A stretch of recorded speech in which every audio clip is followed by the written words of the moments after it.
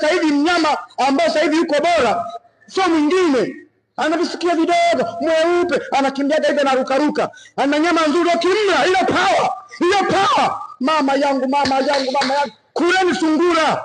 Kula sungura nzia kule Kilimanjaro, makao makuu Dar es Salaam, Tanga, unawapata kwa Saole Company Limited, Dar es Salaam.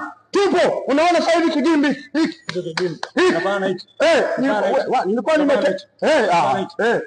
Unaona sungura alivyojao. Unaona nini?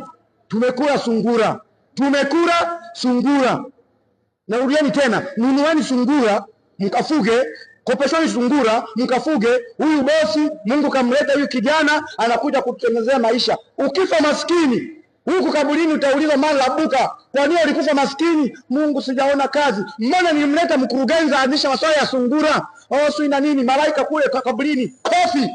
Habari ya mjini sasa hivi ni mambo ya sungura tu. Sungura mjanja na wewe unakuwa mjanja. Naitwa Baba Rabiati aka Shetani la Yanga. Kama kawaida nitakula nyama kwa ajili ya tarehe 16 kuja kushangilia jinsi nitavyomfunga nani, Simba, na anakufa goli 5.